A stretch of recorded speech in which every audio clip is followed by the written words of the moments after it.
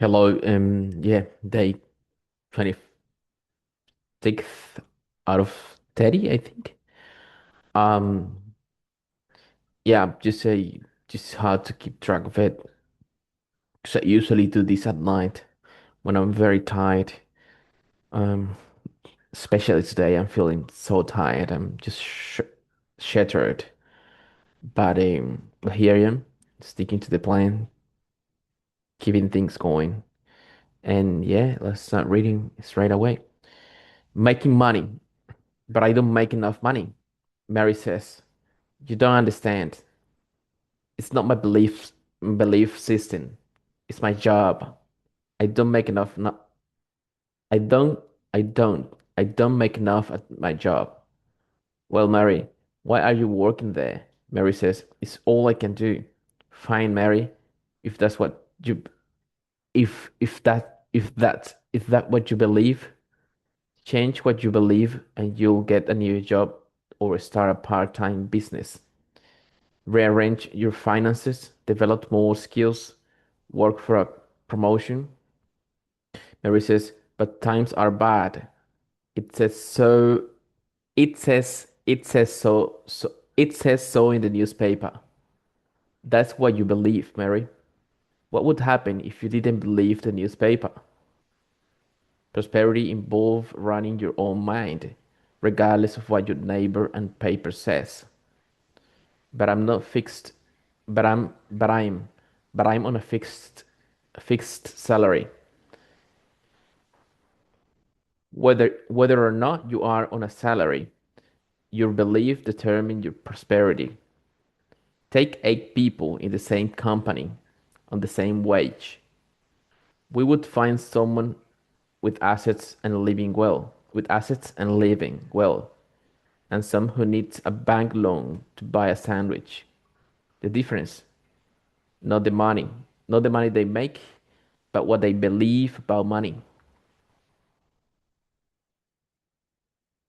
If I haven't got the money I want, or if I'm losing it, there's a reason for it. And it's not in the outside world. It is in my it is in my inside world. Lottery winners are stunning illustration. Lottery winners are a stunning illustration of how belief system controls prosperity. People think money will fix their problem, yet most people who win lotteries are deeper in debt 2 years after the windfall. Are deeper in debt 2 years after their windfall than they were before they got the check. Why?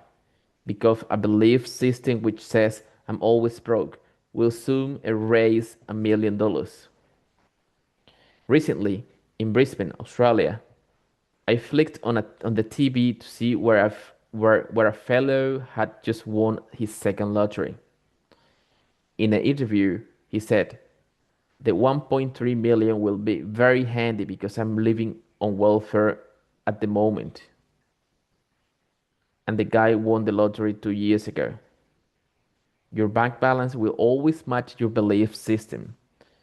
When you when your when your self-image doesn't fit your bank balance, it easier it's easier to change the it's easier to change your bank balance. Again, it's our thoughts which control our lives, not externals. The advantages of being broke. People who wonder why they are broke never ask the obvious question: what do I like about being broke? There are advantages to being broke. For example, I can feel holy. God will love me. Blessed, blessed are the poor. I can stay, I can stay one of the gang. If I remain poor, I won't feel guilty around my friends. I'll get my sympathy. I don't have to discipline myself. I don't have to change any habits. And, and best of all, I can't blame other people and the government. If we are hon- if we are If we're if if we're honest, we might concede that being broke suits us. Now many people admit to choosing poverty, but it's quite a persuasive, but it's but it's quite a persuasive list list, isn't it? Everything we do has a payoff, including doing poverty. Our parents' money, our parents' money beliefs. Did your parents often say things like, "Money is easy to make. We always have more than enough. Whenever whenever we spend it, more comes." Or did they usually say things like, "Money is the root of all evil. We can't afford it. Money doesn't grow on. Money doesn't grow on trees." If you are better acquainted, if you are if you are better if you are better acquainted with the second list, your parents' belief system probably become your reality. Their struggle became your struggle. Get comfortable with money. Most people are more embarrassed about money than sex. Have you ever noticed how hard it is to give some people money? They go crazy. No, it's okay, really. I don't need it. You know they are living on bread and water. You know they're living on bread and water. They change personality. They get embarrassed. They get insulted. I don't need your money. I'm fine. Some of us have trouble even talking about money.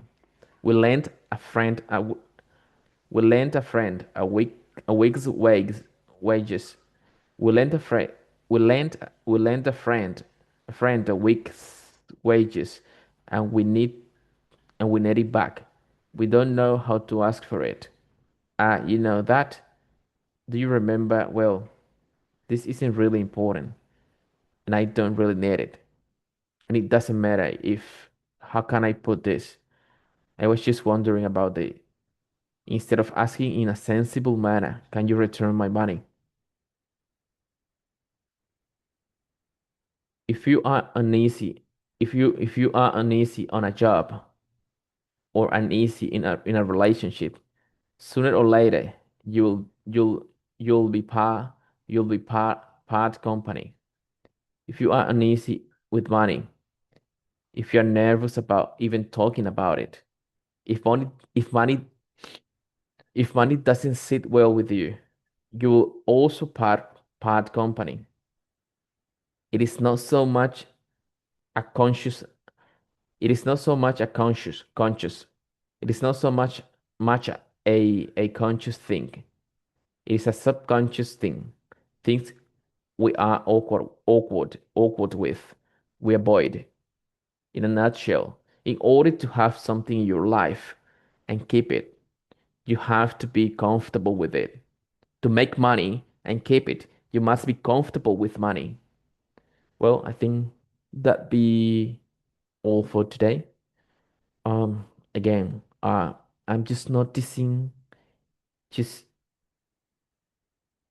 you know, s- a little bit more easiness when it comes to pronounce some words and do some, connected speech and all this stuff.